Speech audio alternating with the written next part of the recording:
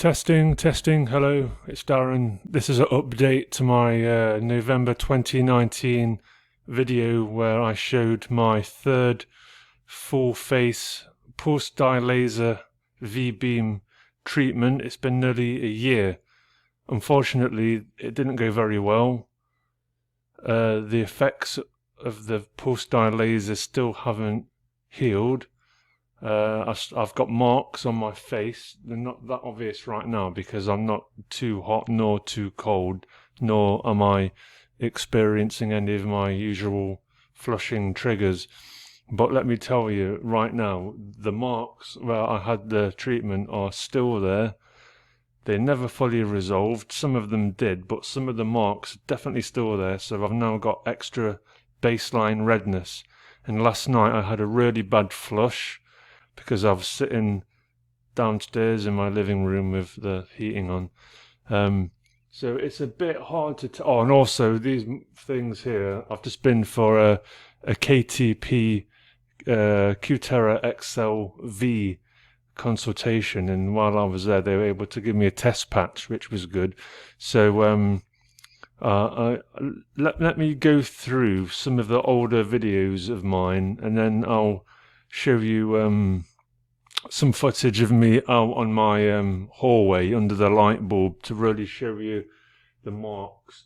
But just ignore these things. Just looking at my face, there are marks which become very obvious when my face gets hot. So generally, I wish I'd not had that last Vbeam treatment. The reason I think it went bad was because about 8 weeks post treatment I had a contact dermatitis. About 8 weeks post treatment I'd had my morning shower one day. I got up and had my shower, face still wet. I put the moisturiser on and it burned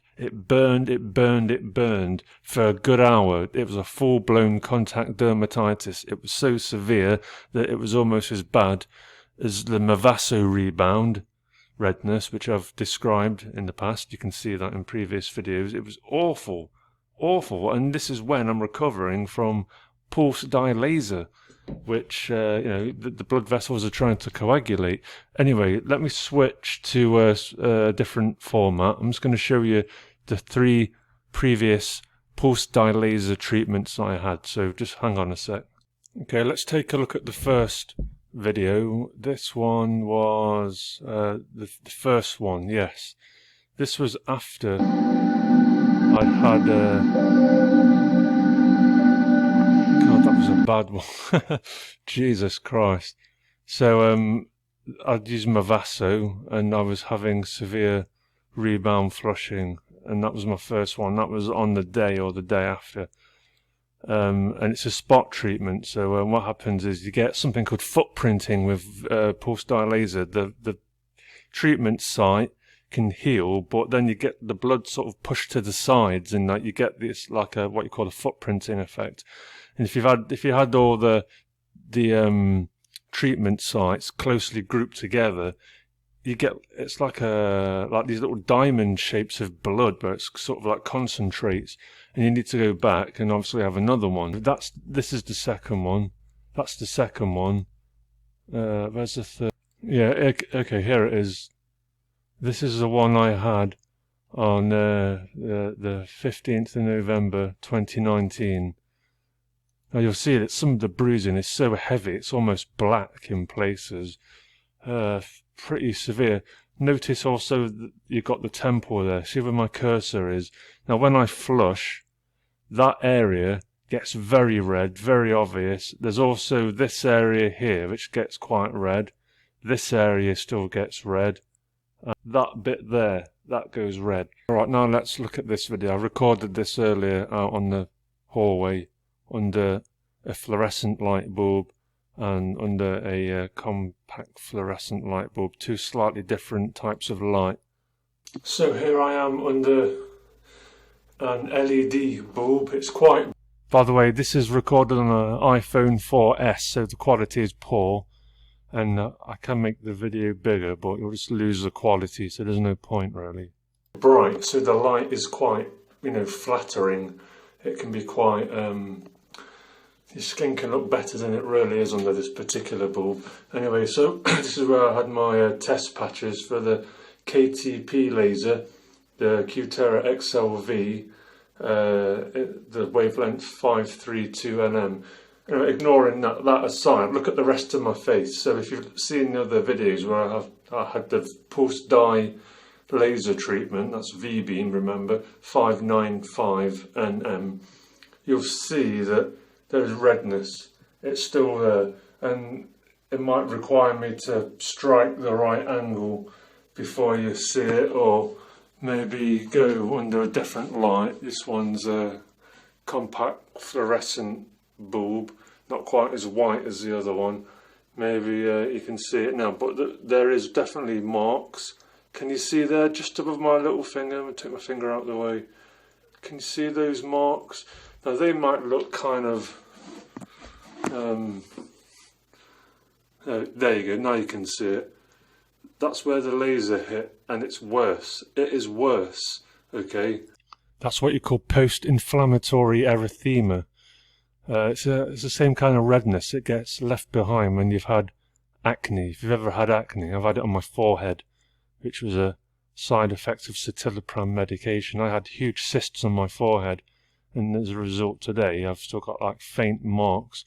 But all this business that you see here was actually created by the laser, and I'll tell you why I think this happened and didn't resolve. Let's watch the video. So if any of you morons that like to troll me, say you look fine to me, you're complaining about nothing, you know, fuck off, because that's not the case at all. This is my skin and I live in it, and I know. Sorry to be so aggressive there, but there have been people who have commented on my videos saying that I'm just making it up and being silly and all that. So yeah, whatever. When it's right and when it's not. So I'm really hoping that the XL, which is a much less powerful laser than the Vbeam, and which gives much quicker results, can remove some of these marks on my face where I last had post-dye laser. So when I was having this, I had the consultation today, I showed the lady my videos, I explained everything, and she was quite understanding. She was shocked actually at how aggressive post-dye laser is, and she says, look, when we treat you, you're not going to see anything like that. There's no downtime whatsoever, which is true, because I've been doing my research on the KTP laser. KTP is an acronym. It means potassium, what does it mean? It's an acronym for something, potassium titanol phosphate or something. It's not half as aggressive as the Vbeam, and I have seen footage on YouTube where it just zaps away the veins. It depends what sort of problem you've got. If you've got obvious telangiectasia, they use a slightly different setting. This guy's probably got telangiectasias on his nose. See, look at that. See, I don't know if he's got diffuse redness or they're just going for those individual veins. I've got a few of those around my nostrils. Look how quickly. Look at that. Yeah, you can see he's got telangiectasia and some diffuse redness. I've just got diffuse redness.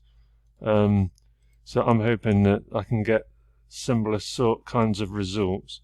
And earlier on, when I said, right, let's do a test patch then, and she did it on 532 spot treatment mode.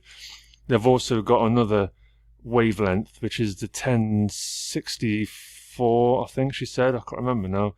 Yeah, 1064, which is a very deep wavelength, and I've heard of that being used for varicose veins on the backs of legs and so on, but it can be used on the face as well, apparently, and they use quite a broad spot size, so it's not even really a spot treatment. It's just like a very broadband kind of, not broadband, just a larger sort of treatment site area. And she said, I said 1064, that's quite a deep wavelength. Let's have a look. 1064 and let's have a look. Yes, of course, the ND, yeah, that's what it is. Yeah.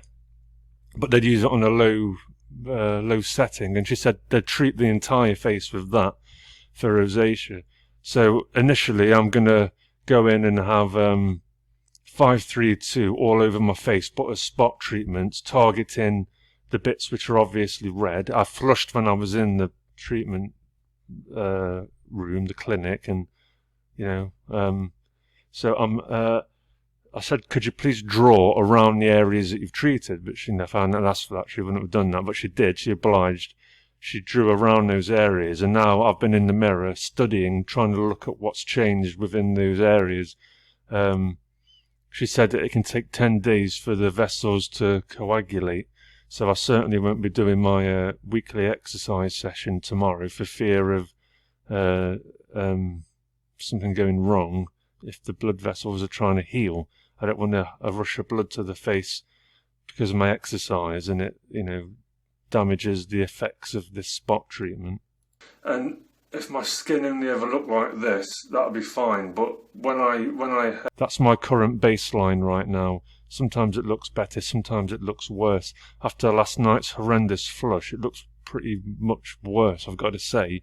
I think last night did some damage, to be quite honest, which is worrying if it's true. Have a flushing trigger, cold weather, hot rooms, my face becomes bright red in the areas where I had the pulse-dye laser. Last night, for example, I was sitting in my living room, had the heating on very high. My face started itching and tingling, so out of curiosity I came and stood under this very light with the mirror, looked in the mirror, and my face looked ridiculous. It looked like a clown or a toy soldier or something. Most of my face was pale. Then I had these areas which were just so red, so scarlet and angry looking, which is where I had pulse-dye laser. Yeah, so in a nutshell, if you didn't catch that, the areas that I had treated are still reactive, if not more so. So I want this XLV laser to take all that away. And it's a gentler laser, remember, so I won't be playing with pulse-dye laser again. Don't be put off by my account. It might be fine for you, but it might be the fact that I had that contact dermatitis because of this product that I told you about, witch hazel. Anything that makes you flush when you've had a treatment can't be good. That was my third treatment. I never knew it was going to do that. Very shocking, really. You can see it. It's definitely there. When I was in the clinic today, I started flushing, and she even said to me, "Oh, you're flushing. I can see that you're flushing right now." And I looked in the mirror, and my God, it looked awful. Whereas all summer, it's not been too bad because there's no major temperature change. During summer, it all goes away. It's like it's not really visible, and I wear sunscreen. I wear this one. It's called Altruist. It's quite cheap, SPF 30. And also, I should say, when I was in the clinic, we did this like a thing that you put your head in the photograph your face, the normal photograph, then like a UV photograph, and then different photos. And she's saying, you haven't got any wrinkles or fine lines really, but you have got a lot of sun damage. She said, how long have you been wearing sunscreen? I said, about 6 years. She said, well, everything that you're seeing in this image is what would have been done when you were young. She said, I'm the same. When you were, say, 15, 16, or maybe even younger than that, that's when the damage is done. It takes you decades to show up. Changes when it's just the same.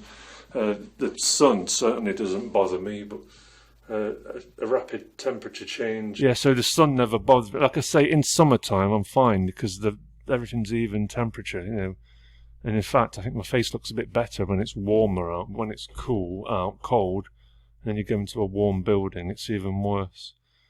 I'll be having a full face KTP laser, that's Cutera XLV, minimum downtime. Not as expensive as pulse-dye laser, as I understand it. So there you go. I guess I'll update you in a couple of weeks when I've had the treatment. I'll give it a decent amount of time, and then I'll get back to you and let you see the results. Okay, thanks for watching. Bye.